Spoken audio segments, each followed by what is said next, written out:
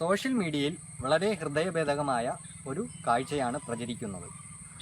ഗർഭിണിയായ ഒരാനയ്ക്ക് പൈനാപ്പിളിനുള്ളിൽ പടക്കം നിറച്ചു കൊടുക്കുകയും അത് പൊട്ടിച്ചിതറി ഗുരുതരമായ പരിക്കുണ്ടാകുകയും ഒടുവിൽ ഗർഭിണിയായ ആ അമ്മ ദാരുണമായി മരിക്കുകയും ചെയ്തു.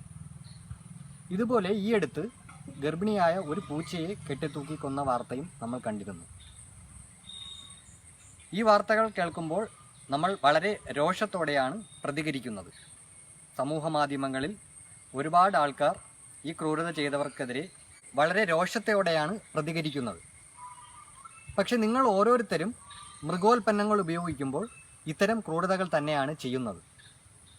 നമ്മുടെ നാട്ടിൽ വ്യാപകമായി കേൾക്കാറുള്ള ഒരു ക്രൂരതയാണ് തോട്ട പൊട്ടിച്ച് മീനെ കൊല്ലുക എന്നുള്ളത്.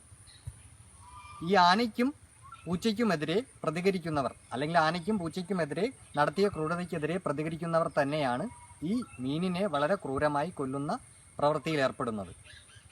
തോട്ട പൊട്ടിച്ച് കൊല്ലുന്നത് മാത്രമല്ല, ചൂണ്ടയിട്ട് കൊല്ലുക, വല ഉപയോഗിച്ച് ക്രൂരമായി ശ്വാസം മുട്ടിച്ച് കൊല്ലുക, ഇങ്ങനെയെല്ലാം നമ്മുടെ നാട്ടിൽ സാധാരണ മീനിനോട് ക്രൂരത കാണിക്കാറുണ്ട്.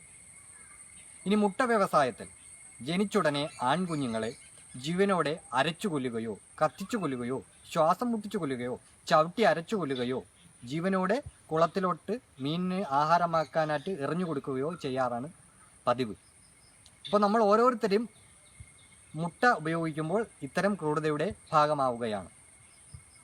ഇനി പെൺകുഞ്ഞുങ്ങളുടെ അവസ്ഥയും മറിച്ചല്ല. അവരുടെ മൃദുലമായ ചുണ്ടുകൾ കരിച്ചു ഇടുങ്ങിയ കൂട്ടിനുള്ളിൽ കുത്തി നിറച്ച് മുട്ടയുടെ അളവ് കുറയുന്നതോടുകൂടി അവരെയും ദാരുണമായി കൊല്ലുന്നു. ഇനി നമ്മൾ ചിക്കൻ എന്ന് പറഞ്ഞ് കഴിക്കുന്ന ബ്രോയിലർ കോഴി അഥവാ ബ്രോയിലർ കുഞ്ഞുങ്ങൾ വെറും 5-6 ആഴ്ച മാത്രം പ്രായമുള്ള കുഞ്ഞുങ്ങളാണ്. അവരെ വളരെ ക്രൂരമായ രീതിയിൽ വണ്ടികളിൽ കുത്തി നിറച്ച് കൊണ്ടുപോവുകയും ഒടുവിൽ ദാരുണമായി കൊല്ലുകയും ചെയ്യുന്നു. നമ്മൾ ഓരോ തവണയും പാൽ ഉൽപ്പന്നങ്ങളും ഉപയോഗിക്കുമ്പോഴും ഇത്തരം ക്രൂരതയുടെ ഭാഗമാവുകയാണ്.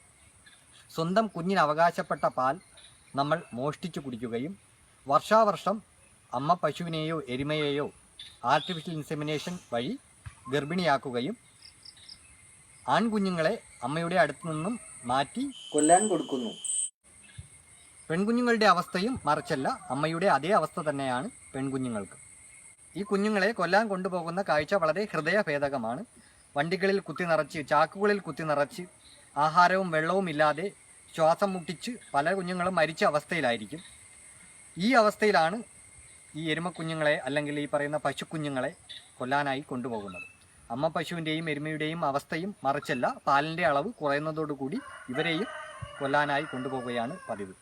മറ്റ് സംസ്ഥാനങ്ങളിൽ നിന്നും കേരളത്തിലോട്ട് കൊണ്ടുവരുന്നത് വളരെ ക്രൂരമായിട്ടുള്ള രീതിയിലാണ്. വളരെ ചുരുങ്ങിയ എണ്ണം പശുക്കളെയോ എരുമകളെയോ കയറ്റാൻ ഇടമുള്ള സ്ഥലത്ത് ഇവരെ കുത്തി നിറച്ച് എണീറ്റ് നിൽക്കാൻ പോലും കഴിയാത്ത ഈ അമ്മമാരെ കുത്തി നിറച്ചാണ് മറ്റ് സംസ്ഥാനങ്ങളിൽ നിന്നും ഇങ്ങോട്ട് കശാപ്പിനായി കൊണ്ടുവരുന്നത്.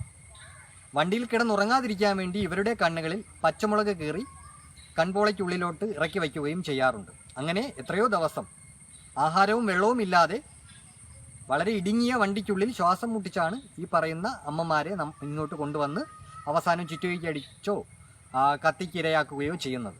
ഗർഭിണിയായ പശുക്കളെ ലെതറിന് വേണ്ടി, ഏറ്റവും സോഫ്റ്റ് ആയിട്ടുള്ള ലെതറിന് വേണ്ടി ഗർഭിണിയായിരിക്കുന്ന അവസ്ഥയിൽ തന്നെ കൊന്ന് ഉള്ളിൽ കിടക്കുന്ന പുറംലോകം കണ്ടിട്ടില്ലാത്ത കുഞ്ഞിനെ എടുത്ത് കഴുത്തറുത്ത് കൊന്നിട്ടാണ് ഏറ്റവും സോഫ്റ്റ് ആയിട്ടുള്ള ലെതർ ഉണ്ടാക്കുന്നത്. അപ്പോൾ നമ്മൾ ഓരോ തവണയും പാലുൽപ്പന്നങ്ങൾ, ബീഫ്, ലെതർ ഉൽപ്പന്നങ്ങൾ ഉപയോഗിക്കുമ്പോഴും ഇതുപോലെ ഗർഭിണിയായ അമ്മയെയും ജനിച്ചിട്ടില്ലാത്ത കുഞ്ഞിനെയും അല്ലെങ്കിൽ ജനിച്ച കുഞ്ഞിനെയും എല്ലാം നമ്മൾ ദ്രോഹിക്കാറുണ്ട്. ഇനി പന്നി, വളരെ നിഷ്കളങ്കമായിട്ടുള്ള ഒരു ജീവിയായ പന്നിയെ വളരെ ക്രൂരമായിട്ടാണ് ചൂഷണം ചെയ്യുന്നത്. ജനിച്ച ഒരാഴ്ചയ്ക്കുള്ളിൽ തന്നെ ആൺകുഞ്ഞുങ്ങളുടെ വൃഷ്ണങ്ങൾ പച്ചയ്ക്ക് പ്ലെയർ ഉപയോഗിച്ച് എടുത്ത് കളയുന്നു. അതുപോലെ പല്ലും എടുത്ത് കളയുന്നു. അവരുടെ വാല് വെട്ടിക്കളയുന്നു. ഈ പറയുന്ന ക്രൂരതകളെല്ലാം ചെയ്യുന്നത് യാതൊരുവിധ അനസ്തേഷ്യയും ഇല്ലാതെയാണ്.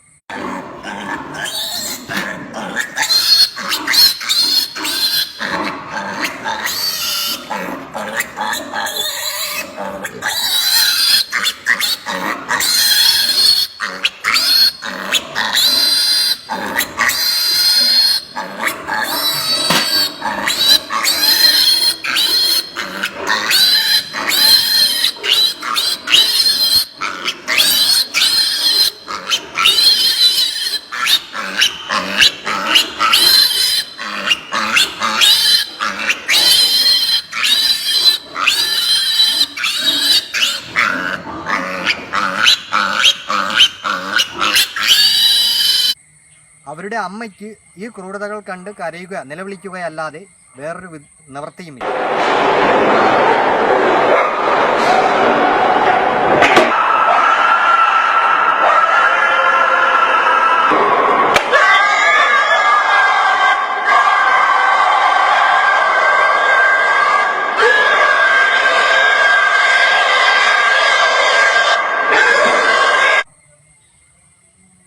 അപ്പോൾ നമ്മൾ ഓരോ തവണയും ഈ പറയുന്ന മീന്, മുട്ട, പാല്, ഇറച്ചി, തുകൽ, കമ്പിളി, തേൻ, പട്ട്, ഒരു പട്ടിന് വേണ്ടി, പട്ടസാരി ഉണ്ടാക്കാൻ വേണ്ടി എത്രയോ പട്ടുനൂൽ പുഴുക്കളെ ജീവനോടെ തിളപ്പിച്ചു കൊന്നാണ് നമ്മളൊരു പട്ട് കൊണ്ടുള്ള വസ്ത്രങ്ങൾ നിർമ്മിക്കാറ്.